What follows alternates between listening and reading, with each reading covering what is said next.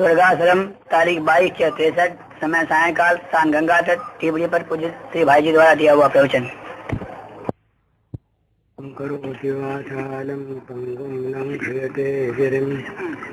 यत्कृपातमहं वन्दे परमानन्दमाधवम् श्रीमन्मदनगोपालं वृन्दारण्यपुरन्दरम् श्रीगोविन्दं प्रपद्येऽहं दीनानुग्रहकारकम् वन्दे मुकुन्दमरविन्ददलायतेन्दुशङ्खदशनं शिशुलोपवेशम् इन्द्रादिदेवगणवन्दितपादपीठम् वृन्दावनालयमहं वसुदेवसूनं नवजलधरवर्णं चम्पकोद्भासिकरणं विकसितनलिनास्यं विस्फुरन्नन्दहास्यं कनकरुचिदुकूलं चारुबर्हावचूलं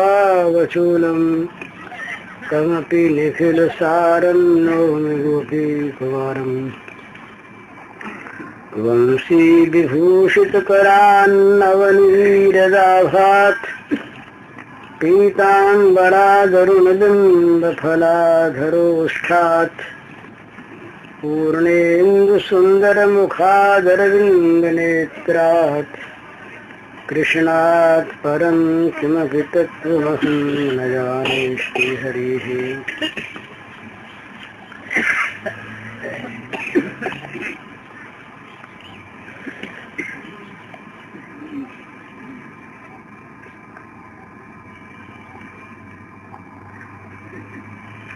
कल अपने ये चर्चा के अंत में वैधि और रागानुगा भक्ति पर कुछ बात चल रही थी। जो भक्ति विधि पूर्वक होती है, जिसमें विधि की प्रधानता है, प्रीति की उतनी प्रधानता नहीं, जिसमें नियमों का बंधन अधिक है, श्रद्धा का उतना नहीं, जिसमें विधि का फल भी होता है और वो निष्कर्म भाग होने पर भी उसके फल की एक आकांक्षा होती है। वो निष्कर्म होने पर आकांक्षा होती है बंधन मुक्ति की। तो वैधि भक्ति वाला भक्त भगवान के दर्शन पा सकता है, भगवान से अपने किसी कामना की सिद्धि पा सकता है और भगवान से मोक्ष पा सकता है। लेकिन रागानुगा भक्ति,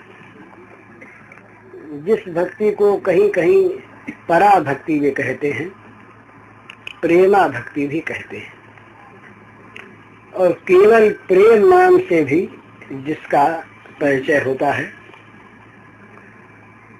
उसका फल केवल एक है, सप्रेष्ठम लभते। ये नारद जी का सूत्र है कि प्रेम के द्वारा जो भगवान का सेवन करता है उसको प्रियतम मिलते हैं। प्रेष्ठ भगवान मिलते हैं नहीं कहा, ब्रह्म का साक्षात्कार होता है नहीं कहा, बोध होता है नहीं कहा। ये सारे प्राय मुक्ति के पर्यायवाची शब्द हैं। साक्षात्कार है, बोध है, आत्मज्ञान है, मुक्ति है, मोक्ष है, भगवत प्राप्ति है। ये सभी प्रायः मुक्ति के पर्यायवाची शब्द हैं। पर ये एक नवीन शब्द है, नारद जी ने कहा सप्रेष्ठम लभते। वो प्रेष्ठ को प्राप्त करता है, अर्थात उसे भगवान की प्राप्ति होती है प्रेमास्पद के रूप में। और ये एक बहुत विलक्षण स्थिति है कि जहाँ प्रेमास्पद की प्राप्ति होती है वहाँ भक्त को भगवान कुछ देते हैं वो अलग बात है, प्रेमास्पद प्रेमी को देता है तो या नहीं है। प्रेमास्पद प्रेमी से लेने के लिए लालायित रहता है। ये एक विलक्षण भाव है। कर्म, ज्ञान, भक्ति, योग, इन सब में भगवान से कुछ न कुछ पाना है। कर्म में भी भगवान से पाना है। कर्म का फल या निष्काम होने पर नैष्कर्म सिद्धि, ये कर्म का फल है, मिलता है।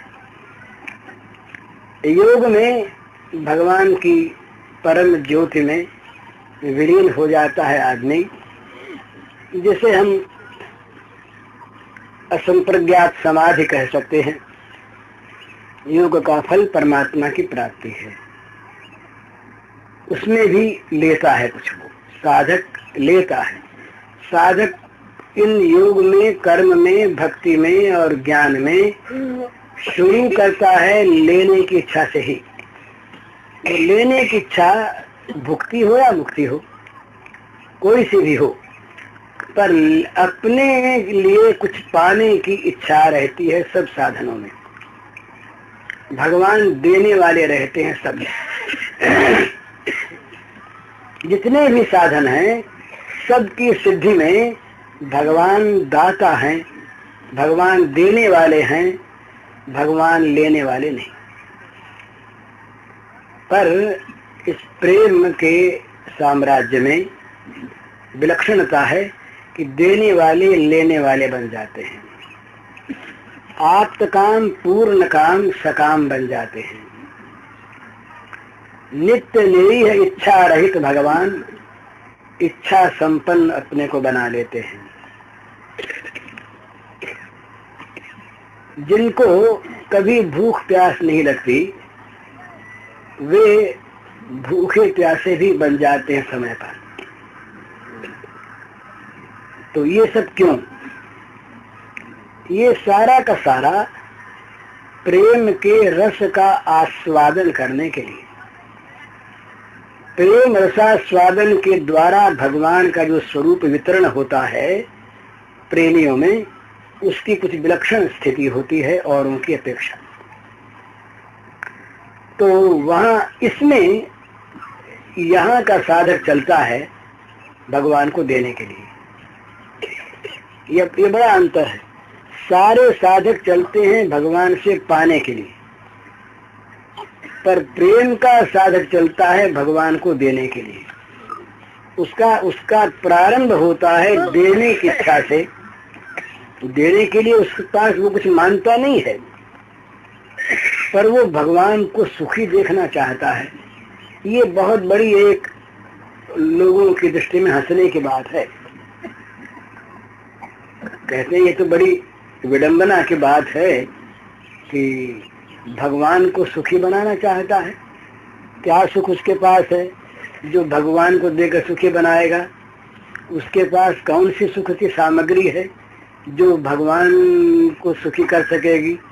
जो सुख स्वरूप हैं, जो सुख सागर हैं, जो सुख निधि हैं, आत्यंतिक सुख जिनका स्वाभाविक रूप है, सारे सुखों के जो परम उत्स हैं, मूलक प्रपात हैं, वे भगवान किससे क्या सुखी होंगे? ये बड़े आश्चर्य का विषय होता है कि भगवान को सुखी बनाने के लिए, पर इस भावना में जो एक अमृत है, लेने की इच्छा, अपने सुख की इच्छा का सर्वथा परित्याग, ये जो त्याग है, ये त्याग रूपी जो महान अमृत है, इस त्याग रस का पान भगवान करना चाहते हैं। इसीलिए ये समझ लेने का विषय है कि इस प्रेम राज्य में भोग को कहीं स्थान नहीं है। त्याग से ही इसका प्रारंभ होता है। अपने लिए कुछ नहीं चाहिए, देने पर भी नहीं चाहिए, मिलने पर भी नहीं स्वीकार, इच्छा तो है ही नहीं। तो इस प्रकार की परिस्थिति में जो महान त्याग होता है वो त्याग अत्यंत पवित्र होता है। उस त्याग से एक स्वाभाविक विमल आनंद होता है, एक रस का निर्यास उससे निकलता है जो भगवान को लालायित करता है। भगवान उसके लिए भूखे भी बन जाते हैं, प्यासे भी बन जाते हैं। विभिन्न रसों में, वात्सल्य रस में भगवान भूखे हैं, प्यासे हैं, मैया का स्तन्यपान करने के लिए मचल उठते, वो खेलने का आनंद लेना चाहते हैं तो सखाओं से खेल करते हैं। तो ये सब चीजें भगवान क्यों स्वीकार करते हैं? उस त्याग का ही महत्व इसमें है। तो त्याग से प्रारंभ होता है इस प्रेम का। प्रेम का उद्गम त्याग है। इसीलिए भगवान से वो त्यागी कुछ पाना नहीं चाहता, देता है और भगवान उससे लेकर सुखी होते हैं। देकर सुखी भगवान हमेशा ही होते हैं, पर यहाँ भगवान लेकर सुखी होते हैं। क्यों? कि वो लेना चाहता नहीं, उसको सुख होगा देने से ही। भाई वर्षा में जिनको न बैठना हो, न बैठ सकें, उनको जाना चाहिए। और आप लोग सब कहेंगे वर्षा जोर के आने पर तो हम बोलना बंद कर देंगे, कोई आपत्ति की बात नहीं। पर उसमें विचलित भाव नहीं होना चाहिए। जिनको उठना हो उठ जाए, बैठना हो बैठें, वो सब के न जो हम बंद कर दें, कोई आपत्ति की बात नहीं है। हाँ, तो बस ये रस है भला। अरे हमें छाता मत लगाइए, नहीं तो हम उड़ जाएंगे ना। आप अपने लगाइए, ये तो दुगुन करते हैं ना आप। तो ये रस है ना, रस में एक चीज होती है, ये तो मामूली रस है। यदि वास्तव में रसोपासना हो, वास्तव में रसोपासना हो, भैया हमको फिर बंद करना पड़ेगा। आप अपने लिए लगाइए, सब कहेंगे तो चले चलेंगे, केवल आपके कहने से नहीं। महाराज यहाँ से कोई उठने वाला है नहीं, और सुनने के वास्ते आए रस की बात, और रस तो बरस ही रहा है, बरस रहा है। हाँ, इसीलिए बैठे हैं, आप इसीलिए आए हैं। तो आप कहते रहिएगा, आप आंख बंद कर कह रहे हैं, आप कुछ सुना नहीं रहे। जो सुनने वाला है कोई और है, और यहाँ से उठ के जाने वाला कोई है नहीं। अरे कुछ नहीं आती है, उसी को ढकना चाहिए, बस वही हो रहा है। मुझे ठीक नहीं होना चाहिए, जरा होने दीजिए। देखिए कोई नहीं उठने वाला, कोई उठने वाला बहुत जाएगा, कोई नहीं उठेगा।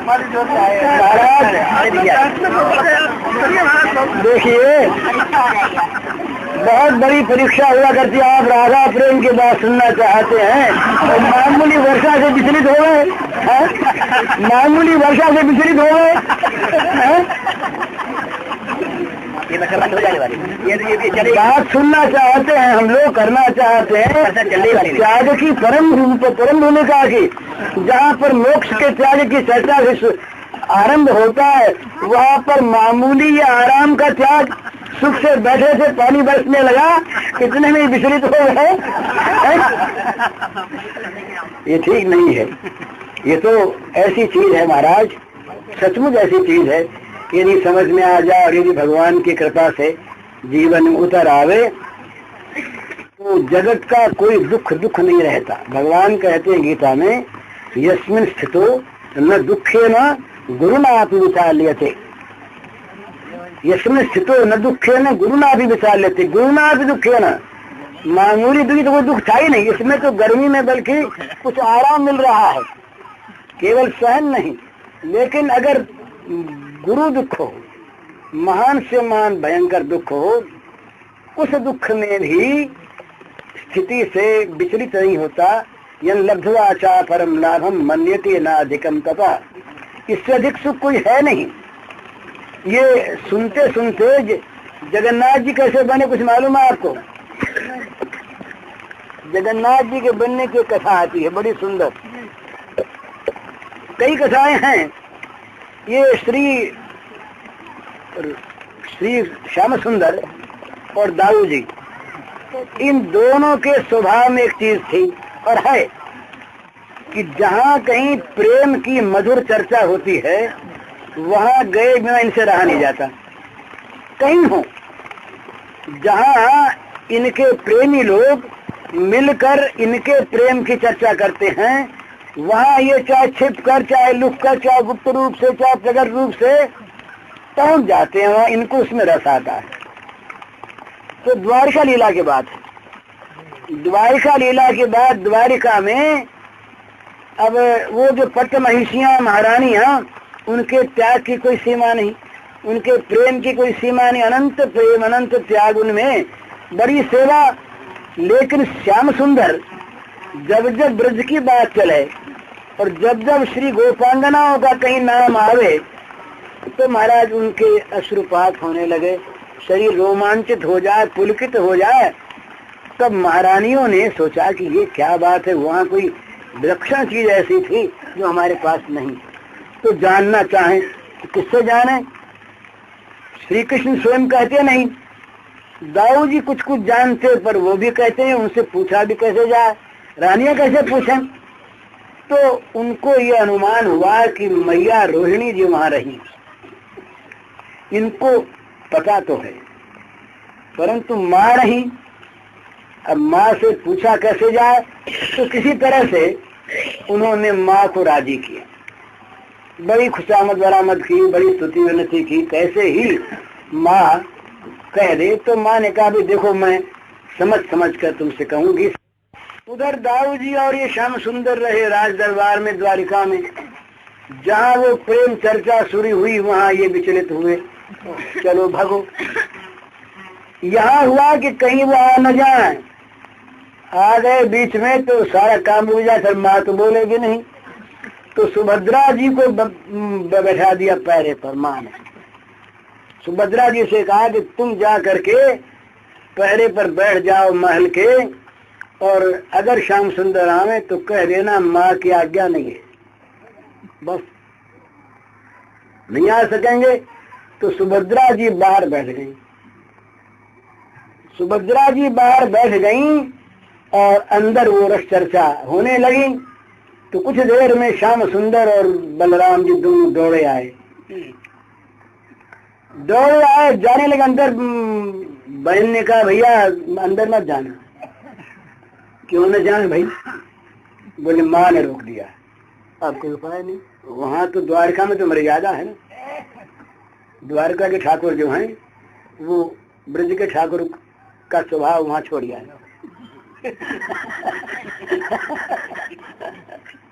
तो है दोनों एक ही, कोई तीसरे नहीं है। स्वभाव वहाँ का वहाँ के लिए, वहाँ का वहाँ के लिए। तो माँ की आज्ञा बैठ गए। अब सब बैठ तो गए, दाऊ जी बैठ गए, एक तरफ श्री कृष्ण बैठ गए, बीच में सुभद्रा बहन। दोनों को रोक के उठ के भाग जाए, दोनों भाग से दोनों को रोकना पड़े। अब जो जो रस चर्चा होने लगी महाराज, त्यों त्यों उस रस का प्रभाव पड़ा कि इनके जो श्रीअंग हैं वो रसमय होने लगे। यद्यपि भगवान के श्रीअंग सारे रसमयी हैं, उनमें कहीं हम जैसा हाड़ मांस, ये हड्डियां और ये सब मेद मज्जा नहीं है, सारा चिन्मयी है। पर लीला के लिए वो सब रसमय हो गए, और रसमय होकर वो धीरे धीरे वो काष्ठवत होने लगे, उनमें जड़ता आने लगी। माने चेतन जड़ हो जाते, जड़ चेतन हो जाते। तो भगवान भी उस रस के द्वारा इतने आप्लुत हुए कि पहले रसरूप हुए और फिर जड़ काष्ठवत होने लगे। इतने में उधर कोई खबर हो गई तो मैया ने चर्चा बंद कर दी। तो जैसे थे तो इनके पास बड़ी सुभद्रा बीच में, तो वो भी वैसी हो गई। तीनों काष्ठवत हो गए, लेकिन वो जो काष्ठवत हुए वो पहले तो सब रसमय हो गया था, तो काष्ठवत हुआ, इतने इतने हाथ हुए, नेत्र ठीक नहीं बने, पैर ठीक नहीं बने काष्ठ के, वो रस रह गया। इसी बीच नारद जी आ गए। नारद जी ने देखा यहाँ की लीला, तो नारद जी काष्ठवत होने पर भी चेतन तो थे ही भगवान। नारद जी ने कहा कि महाराज ये क्या बात है? बोली ये बात है। तब बोले हमारी प्रार्थना है कि इंद्रद्युम्न का कोई का पहले वरदान था, वो तो था ही, आप नीलाचल में इसे रूप में रहे। तो उस प्रेम रस की महत्ता बताने के लिए काष्ठ रूप जगन्नाथ जी और दाऊ जी और सुभद्रा बहन, ये तीनों तब से काष्ठवत वहाँ रहते हैं। आधे आधे हाथ है, आंखें ठीक बनी नहीं, मुंह ठीक बना नहीं, इस तरह से वो चलता है। तो ये रस की महिमा है महाराज। तो रस की ये जहाँ आप गोपी भाव की बात कहना चाहते हैं, सुनना चाहते हैं, मैं यही कह रहा था अभी कि इसका प्रारंभ होता है त्याग से। प्रारंभ होता जहां भी स्वसुख की इच्छा है। ये बहुत बहुत गोपी भाव की बात सुनने और कहने वालों को याद रखना चाहिए सूत्र, तत्सुखे सुखित्वम, नारद जी का सूत्र है। प्रियतम के सुख में सुख, अपने सुख की इच्छा का सर्वथा सर्वथा परित्याग, यहाँ से ये प्रेम शुरू होता है। इसीलिए इस प्रेम में भगवान ऋणी होते। जहाँ लिया जाता है ना, लिया जाता है, भगवान हनुमान के ऋणी क्यों हुए? भगवान राघवेंद्र, हनुमान ने दिया ही दिया और देना माना ही नहीं, देना कभी नहीं माना हनुमान ने। खबर लेके आए, सब कुछ कर करा करके आए, भगवान शाबाशी देने लगे तो बोले महाराज कि शाखा के शाखा पर जाई। अरे बंदरों के में कौन से मनुष्य है, हमने क्या किया? तो हनुमान ने दिया ही दिया। तो महाराज तो उस पर उससे इतने प्रभावित हुए, इतना अपने को। तो वाल्मीकि रामायण में तो यहाँ तक कह दिया है कि देखो भाई, ऐसी स्थिति हुई नहीं जब ऋण चुकाने की कोई अवस्था आवे। जैसे कोई कर्जदार होता है ना, और कोई महाजन, तो बड़ा महाजन यदि हो तो वो उदार होता है, रुपया बाकी है, बाकी नहीं मांगता, नहीं मांगता। पर कभी उसकी परिस्थिति ऐसी बिगड़ जाए कि उसे वसूल करने की आवश्यकता पड़े, तो देखता भाई खाते में किस किस में पावने हैं, तो उनसे कहता है कि भाई हमारा इतना रुपया तुम्हारे नाम पड़ता दे दो। तो हनुमान तो महाजन है और भगवान राघवेंद्र कर्जदार है। कर्जदार ये कहते हैं कि तुम्हारा कर्ज मैं कभी उतार ही न सकूं, और तुम्हारी कभी ऐसी अवस्था हुई नहीं कि तुम्हें कर्ज मांगने का अवसर आवे। वरदान दे दिया साथ ही, और अपनी कर्जदारी हमेशा के लिए स्वीकार कर ली, कभी उससे उऋण सुन कभी तो ही उऋण में नाही, कर विचार देखा मन माही। प्रत्युपकार करो का थोड़ा, सन्मुख हो सकत मन मोरा। अरे वो महाजन के सामने सिर नीचा होता है, यहाँ कहते हैं मन नीचा। सिर ही नीचा नहीं, तुम्हारे सामने मेरा मन ऊंचा नहीं होता, इतना मैं कर्ज से दब गया। तो क्यों? दे नहीं देना, जहाँ देना ही देना है, लेना नहीं है, वहां भगवान जरा थोड़ा सा उससे घबराते तो नहीं है। घबराना तो भगवान में नहीं होता है, पर थोड़ा सा हिचकते हैं, देख लेते हैं पहले कि इसको महाजन बनाए कि नहीं, महाजन बनने लायक है कि नहीं, इतना देख लेते हैं। तो इसलिए वो कहते हैं मुक्ति देना भगवान के लिए बड़ा सहज है। मुक्ति ददाति, मुक्ति देना बड़ा सहज है, पर प्रेम देना, प्रेम देने में भगवान को देना पड़ता अपने आप को, और अपने आप को दे करके भी ऋणी रहना पड़ता। ये विशेषता श्री गोपांगनाओं से बोले भगवान की तुम्हारा ऋण तो नहीं चुका सकते, देवताओं का भी पर्यंत तुम ही कृपा करो तो बात दूसरी है। तो क्या बात है, गोपिकाओं में था क्या? अरे कौन सी ऐसी चीज थी जो भगवान को मुग्ध कर सके, भगवान को लालायित कर सके, भगवान के मन में लोभ काम पैदा कर सके? चीज क्या थी? वो चीज थी केवल और केवल वो प्रीत रस, प्रेम रस, निर्मल उज्जवल। वो प्रेम रस उज्जवल इसीलिए इसको कहते हैं, इसीलिए उसको उज्ज्वल कहते हैं। इनके रस ग्रंथ का नाम है उज्ज्वल नीलमणि। उज्ज्वल नीलमणि, नीलमणि तो श्याम सुंदर का नाम है। तो ये उज्ज्वलता कौन सी है? उज्ज्वलता है कि इनके जीवन में केवल भगवान ही भगवान भरे, भगवान का सुख ही सुख भरा है। इसके सिवाय किसी चीज की न कल्पना है, न आकांक्षा है, न कामना है और न सत्ता ही है। तो इस अवस्था में भगवान ऋणी होते हैं, भगवान लेते हैं। तो ये इसीलिए ये बात, ये अत्युक्ति नहीं है कि सारे साधक साधना को प्रारंभ करते हैं भगवान से कुछ लेने के लिए, और प्रेमी की साधना का आरंभ होता है देने के लिए, देने वाला न मानकर। देने के लिए ही नहीं, देने वाला न मानकर। वो समझता है कि देने योग्य मेरे पास कोई वस्तु है ही नहीं और देने की योग्यता ही नहीं, न वस्तु है न योग्यता है, पर वो देने के लिए तैयार। तो देने के लिए कौन से भाव तैयार होता है कि मेरे प्राणनाथ सुखी हो जाएं। ये उसकी विचित्र भावना है ना। तो इसी विचित्र भाव को वो स्वीकार कर लेते हैं, तुम्हारे द्वारा मैं सुखी होऊंगा। अपने अंदर उसके द्वारा सुख प्राप्त करने की अभिलाषा प्रकट कर देते हैं भगवान। वीक्षरंतुम मनश्चक्रे योगमायं पाशुतर, ये वीक्षरंतुम मनश्चक्रे, ये भगवान ने इच्छा की, रमण की इच्छा की। क्यों की? भगवान में कोई कमी थी, उनको कोई इच्छा थी, उनमें कोई अभाव था, किसी चीज की प्राप्ति उनको नहीं थी। फिर ये इच्छा क्यों की? ये उन्होंने मन का निर्माण क्यों किया? किस बात के लिए किया? बस इसी बात के लिए कि इन त्यागी प्रेमियों को सुख देना है। सुख देना है कैसे? इनसे सुख लेकर, इनसे सुख लेकर सुख देना है। वो तो अपने लिए कुछ चाहती नहीं, तो उनको सुख दिया कैसे जाए? उनसे सुख लिया जाए तो उन्हें सुख हो। इसीलिए ऋण नहीं उतरता। महाराज उस दिन अपने बात हुई थी ना, एक तर्क की बात है ये। भगवान अगर गोपिकाओं का ऋण उतारना चाहें तो उनका ऋण बढ़ेगा। ये बिल्कुल गणित की चीज है। गोपिकाओं का ऋण अगर भगवान उतारना चाहेंगे तो उनकी प्रत्येक चेष्टा ऋण बढ़ावेगी। कैसे बढ़ावेगी? गोपी भगवान को सुख देती है ना, तो भगवान बदले में सुख दें तब न ऋण उतरे।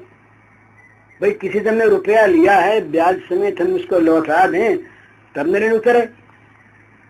गोपी से सुख मिला है, गोपी से सुख मिला है, गोपी को बदले में सुख दे तब न ऋण उतरे। अब गोपी को सुख काहे से दे? न सोचिए, धन नहीं चाहती, मुक्ति नहीं चाहती, भोग नहीं चाहती, अपने लिए कुछ नहीं चाहती। चाहती क्या है? इन मेरे द्वारा तुम सुखी होते रहो। यही तो ऋण है, यही तो ऋण है। अगर गोपी को सुख का बदले में सुख देना है तो क्या करना है?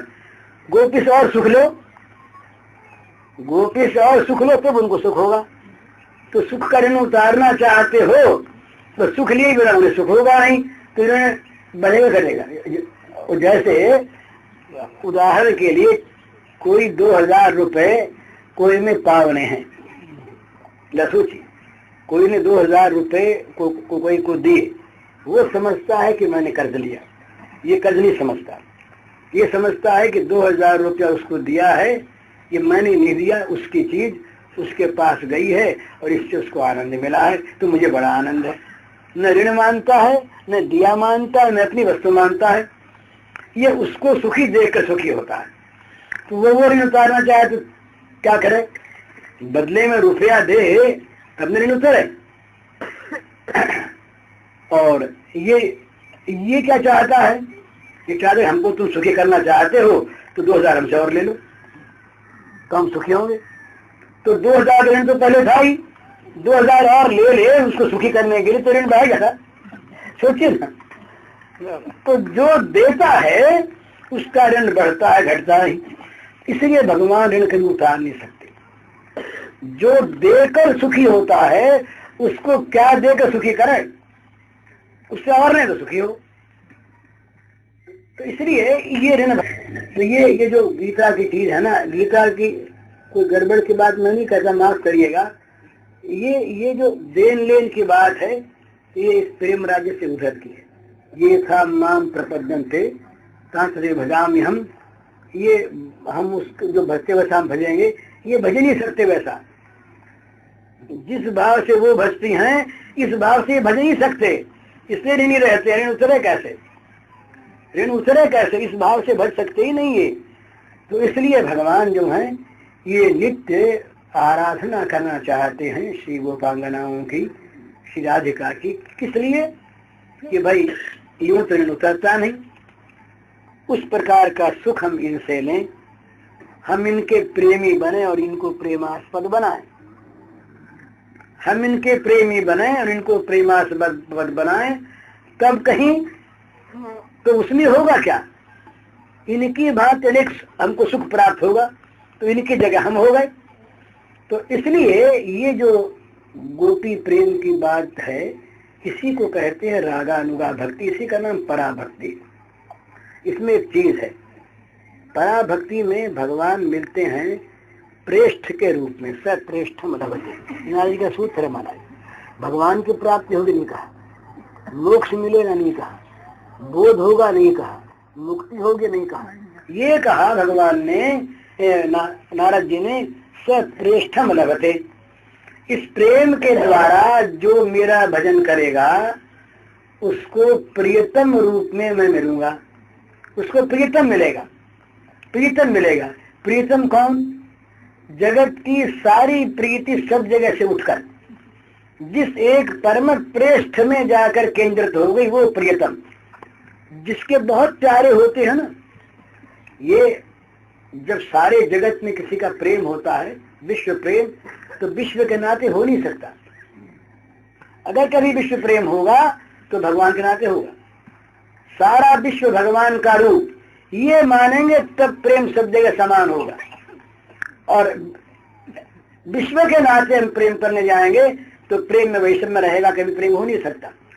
तो इसलिए ये इनके जो प्रियतम हैं वो प्रियतम एक प्रियतम है, उन प्रियतम के अतिरिक्त प्रियता कहीं है ही नहीं। सारी प्रियता, सारी ममता, सारी आसक्ति सब जगह से सिमटकर, सब जगह से इकट्ठी होकर एकमात्र अपने प्रियतम में जाकर केंद्रित हो गई, वही प्रियतम। और प्रियतम की कहीं सत्ता नहीं रही, कहीं प्रिय की सत्ता नहीं रही। तो भगवान उनको मिलते किस रूप में, न उनकी मुक्ति में प्रियता है, न भुक्ति में प्रियता है, न लोक में प्रियता है, न परलोक में प्रियता है, न भोग में प्रियता है, न त्याग में प्रियता। त्याग का भी त्याग होता है। जहां तक त्याग में त्याग करने वाला रहता है ना, वहां तक त्याग सफल नहीं होता। ये समझने का विषय है। ये समर्पण के अपने बात हुई थी। समर्पण में जब तक समर्पण करने वाला मौजूद है तब तक समर्पण की पूर्णता नहीं होती। मैंने समर्पण किया, मैं भगवान के समर्पण हो गया, पर वो मैं बच रहा, मैं हो गया। पर जब वो ये कहता है कि मेरे पास मेरा और मैं कुछ था नहीं, ये मुझे निमित्त बनाया, ये बड़ी सुंदर चीज भगवान ने कही, निमित्त मात्रम भव सर्वसातन। भगवान ने कहा कि जो कुछ तू करे मेरे अर्पण कर, तत्पुरुष मद अर्पण, मेरे अर्पण कर। तो अर्पण कहता है मैंने खाया तुम्हारे अर्पण, मैंने युद्ध किया तुम्हारे अर्पण, मैंने तो तुम्हारे आगे सम्मुख काम किया तुम्हारे अर्पण, ये तो हुआ अर्पण। पर मैं तो रह गया ना। भगवान ने एक बड़ी स्थिति तो बड़ी वहां पर दूसरी युद्ध की बात, पर अर्जुन यहाँ युद्ध जो करता है गीता में, ये अर्जुन युद्ध राज्य के लिए नहीं करता। ये भगवान ने साफ शब्दों में निषेध कर दिया, राज्य के लिए युद्ध मत करना। सुख दुखे समय कृत्वा लाभा लाभौ जया जय, तब युद्ध करो। निराशी निर्ममो भूतवा युद्ध से जगत ज्वर है, राज्य की कामना से, राज्य के ममत्व से और आशा से युद्ध मत करना, मेरे लिए करना। तो युद्ध किया, पर युद्ध में कहीं अर्जुन कह बैठे, कहीं हो जाए कि युद्ध में मैंने विजय प्राप्त की, युद्ध में भीष्म द्रोण इतने बड़े बड़े महारथियों का को परास्त मैंने किया, उनका वध मैंने किया तो फंस जाएगा, उसका समर्पण पूरा नहीं। तो भगवान संकेत से बड़े शब्द तो साफ, पर साफ होने पर भी ऐसे प्रसंग में कहते हैं कि जिससे समझ में नहीं आता। विराट रूप का प्रसंग, विश्व रूप का, वो कहते हैं निमित्त मात्रम भव सव्य साचन मयि वैते निहता पूर्वमेव निमित्त मात्रम भव सव्य साचन। ये द्रोण भीष्मादि जो है ना, ये मेरे द्वारा पहले से मारे जा चुके हैं। तो केवल निमित्त बन, केवल कर्म समर्पण ही नहीं, कर्ता का भी समर्पण। कर्ता ये न माने मैंने किया है, जब तक वो मैं रहता है तब तक समर्पण पूरा नहीं होता। तो यहाँ इस गोपी भाव में ये समर्पण करने वाला मैं नहीं रहता, केवल प्रियतम ही रह जाते हैं, केवल प्रियतम में रह जाते। प्रियतम ही उस गोपी के अंदर आकर, प्रियतम ही गोपी के मन बनकर, प्रियतम ही गोपी के प्राण बनकर, प्रियतम ही गोपी की क्रिया बनकर उसके द्वारा रसास्वादन करते हैं। ये बड़ी बड़ी मीठी और बड़ी ऊंची चीज है महाराज। ये जब पूर्ण समर्पण होता है, जब भगवान ही एकमात्र पृष्ठ रह जाते हैं, तो क्या होता है अपने करके देख लीजिए। संसार में जिस किसी व्यक्ति के साथ हमारा जितना अधिक से अधिक अंतरंग संबंध होगा, उसके मन की बात वो बता भी देगा, और बहुत दफे उसके मन की बात हम जानने लगेंगे अपने आप, स्वाभाविक। ये लौकिक में होता, हम देखते हैं, बोले वो उसके मन के हम जानते हैं, वो हम एक ही हैं। एक नहीं है और पूरी बात जानते भी नहीं, पर कुछ तो जानते हैं। और यहाँ भगवान क्या करते हैं, जिसने अपने को पूरा समर्पण कर दिया, उसमें रह के इनको खेलना है, तो उसके मन बन के रहते हैं, उनके प्राण बन के रहते हैं। तो क्या करते हैं, अपना मनोरथ जो अपने मन में है वो उसका मन बनकर उसके मन में प्रकट कर देते हैं। तो भगवान का मनोरथ उस प्रेमी के मन में प्रकट होता है स्वाभाविक। भगवान ने कहा है अर्जुन से, मन महात्मम मत सपर्याम मत श्रद्धाम मन मनोगतम जानन्ति गोपिका पार्थ नान्य जानन्ति तत्वतः। ये भगवान के वाक्य हैं श्री कृष्ण के, कि मेरी महिमा, मेरी सेवा का स्वरूप, मेरी श्रद्धा का स्वरूप और मेरे मनोरथ का पूरा ज्ञान तत्वतः केवल गोपियों को है और कोई को नहीं। इसका अर्थ क्या, गोपी भाव से जिनका समर्पण भगवान में है, उनमें भगवान का मन उतरता है, उनमें भगवान के प्राण उतरते हैं, उनमें भगवान का जीवन उतरता है, उनमें भगवान की लीला उतरती है। ये तत्वतः शब्द ध्यान देने का महाराज। श्री कृष्ण स्वयं भगवान जो हैं, ये कोई गड़बड़ की बात नहीं। ब्रह्मभूत प्रसन्नात्मा न सोचती न कांक्षति तम सर्वेषु भूतेषु, ये ब्रह्म की प्राप्ति का लक्षण बताते हैं। ब्रह्मभूता, ब्रह्म भाव को प्राप्त हो गया, भूता और प्रसन्नात्मा। जब तक ब्रह्म को प्राप्त नहीं है तब तक प्रसन्नात्मा नहीं होता, आनंदमय हो गया। न सोचती न कांक्षति, न उसे कोई सोच है न कोई आकांक्षा है। और सारे भूतों में, सारे प्राणियों में समभाव से ब्रह्म का दर्शन करता है। तब मद भक्ति लभते पराम, मद भक्ति मद पराम भक्ति लभते, वही रागा रूगा, वही प्रेमा, मद परा भक्ति लभते। परा भक्ति का क्या है, जरा शब्दों पर ध्यान दीजिए। ब्रह्म भूत के बाद कहते हैं, ठीक ठीक इसमें भक्त्या माम अभिजानाति यावान यश्चास्मि तत्वतः नान्य जानन्ति तत्वतः। जरा ध्यान दीजिए, इस भक्ति के द्वारा मैं जैसा जो कुछ हूं पूरा का पूरा वो जानता है। ये बिल्कुल शब्दार्थ है। ब्रह्मभूत है के बाद ये बोला पूरा का पूरा जानना। ब्रह्मभूत तक इन शब्दों के अनुसार समस्त जगत में ब्रह्म की समदृष्टि होने पर भी भगवान को माम पूरा नहीं जानता। पूरा जानने के बाद क्या होता है? भक्त्या माम अभिजानाति ततो माम तत्वतो ज्ञात्वा विशते। ये प्रेम राज्य में प्रवेश हो गया, घुल मिल गया, विशते प्रविष्ट हो गया उसमें, मुझको पूरा जानकर। तो ये बड़ी एक महिमा की चीज है भगवान के इस प्रेम राज्य में, कि भगवान स्वयं उसके जीवन में उतर आते हैं, उसका मनोरथ भगवान का मनोरथ होता है। तो लीला में दो बने नित्य लीला में रहते हैं, और वस्तुतः एक रस, एक ये रसाद्वैत है, वो ब्रह्माद्वैत है, ये रसाद्वैत है।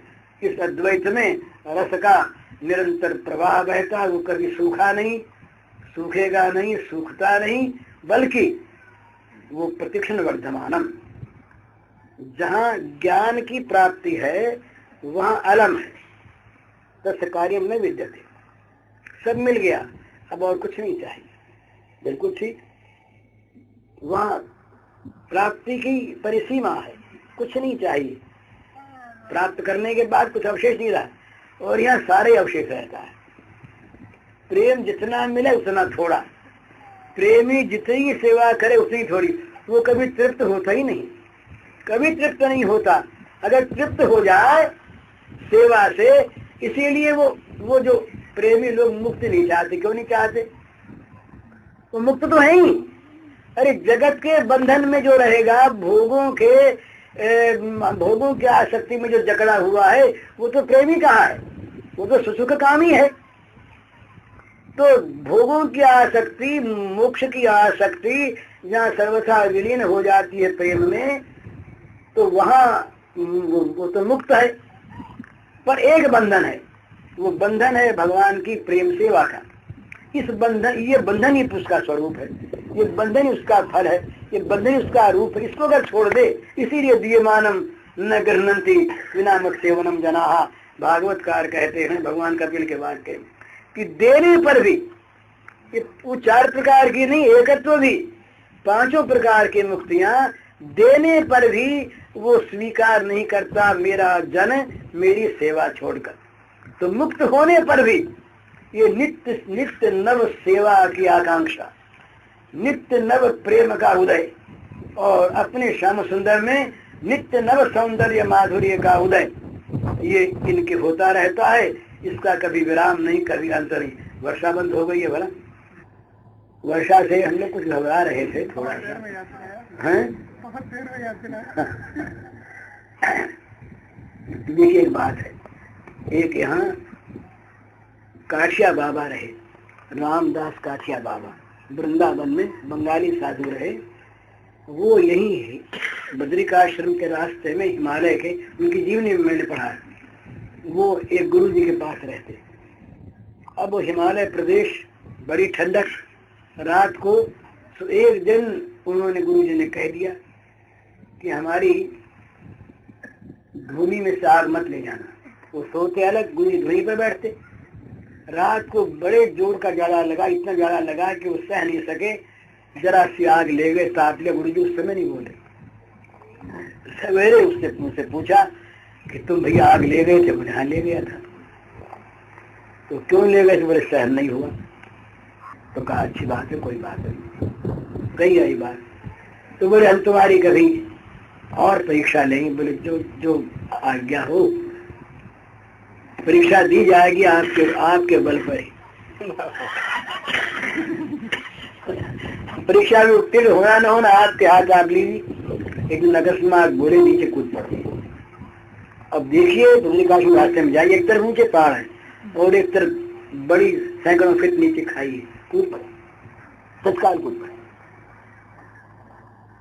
चोट नहीं लगी, गुरु ने रक्षा कर दी ना, चोट लगी नहीं, लेकिन इस यहाँ तक की तैयारी रहती है महाराज। ये तो यहाँ के साधना में, और प्रेम राज्य में तो सब कुछ दे देना पड़ता है। वहां तो सारा सुख, सारा भोग, आराम तलब आदमी प्रेम चाहे ये मिलता नहीं, वो तो भोग चाहता है।